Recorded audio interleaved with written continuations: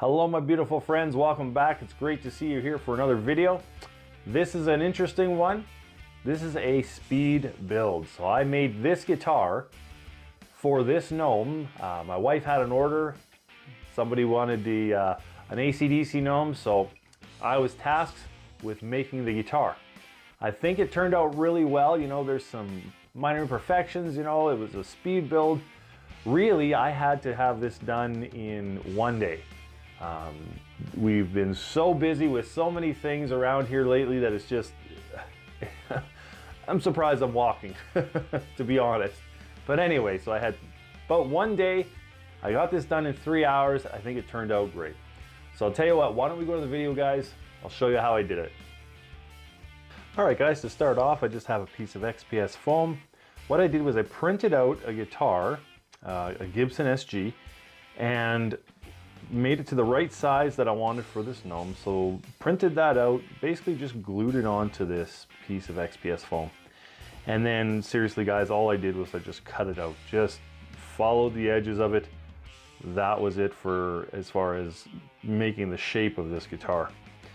Now, just really quickly here, I would, if I was gonna do this again, I definitely would not use XPS foam. And you'll see some of the things coming up later in the video. It's just a little bit too difficult to work with. Like, I mean, cutting it was nice and easy, all that kind of stuff. But it's just too soft. Like, I mean, there was times where I'd just move it in a different position, and my fingernail would put an indent into it. It was just, I probably wouldn't use XPS foam again. I would probably use balsa wood or something like that. Anyway, so after that long explanation about that, all I did was I cut this foam, cut it, shaped it.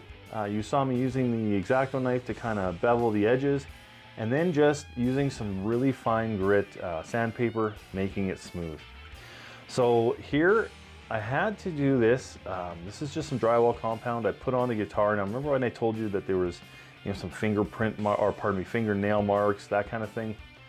Well, this really shows up any little imperfection. So what I did was I took this compound, spread it all over the guitar, and then let it dry.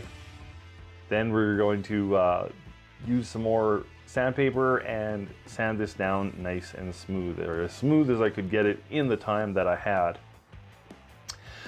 So after that was all dry, I just took my sanding block and I just went over it and I sanded the heck out of this thing. Now I didn't put very much drywall compound on there to begin with, but I'll tell you, with a really fine grit sandpaper, it takes a long time to get that smooth. So that took quite a while, but got it done to the point where I had to move on. So I just mixed up some paint, a little bit of black, a little bit of red, and just gonna go over the whole thing. At this point, just paint the whole thing red. It's going to be touched up here later, but just to start off, we're going to give it a couple of coats of red. All right, there's how it looks. And it's a fairly close red. You know, I didn't want it to be a bright red. I want it to be more of like a darker, almost a maroon kind of red, because that's what Angus Young's guitar, or one of many, looks like. So put that aside to dry, and then what I did is I just have some soldering wire.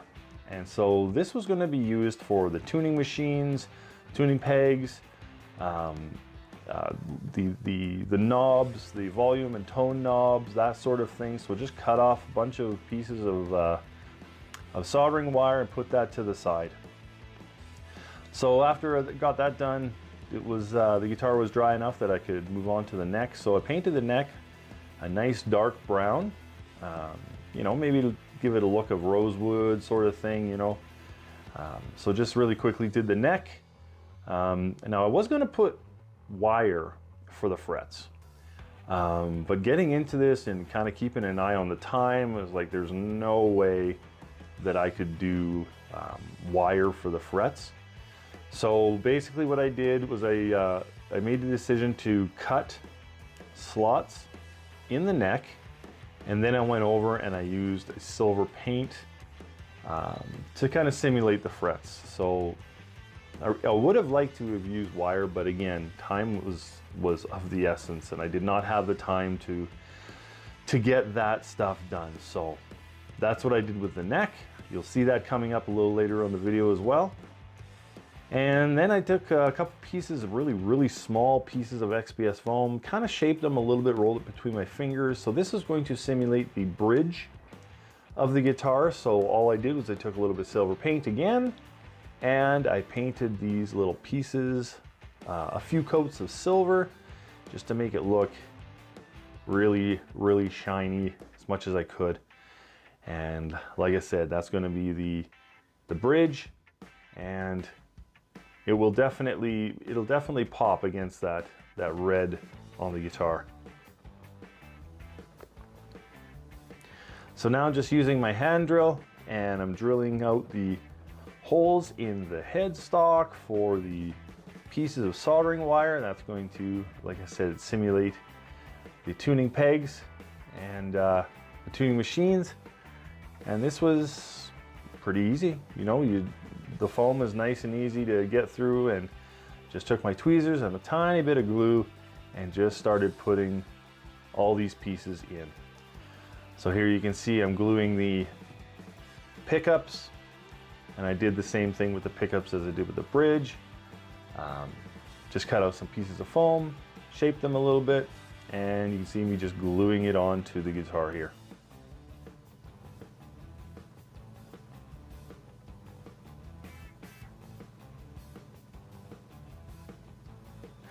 So as you can see, this is pretty tedious work, and you know, it's not easy, especially with a speed build.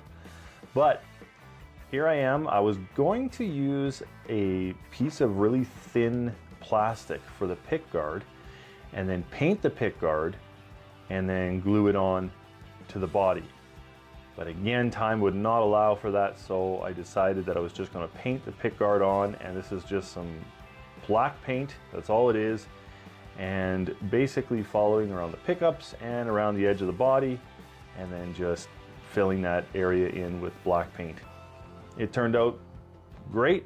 Would have been nice to use the plastic, but here we are. So that's what it looks like. Not too bad so far. I was pretty impressed with this so far. So here's the oh yeah, this was interesting. I cut up some pieces of toothpick, really small, and soaked them in that silver paint again. Let that dry, and then I've glued that onto the edge of the tuning machines. That was a little bit of work because they didn't want to stay very well, but I did get them, and it looks pretty cool. And probably one of the hardest things on this guitar was the strings. And if you look closely, you'll see that the strings are kind of overlapped. And I didn't notice that until the glue was pretty much set. So guys, here it is. I think it looks pretty cool. Thanks so much for watching. We'll see you again.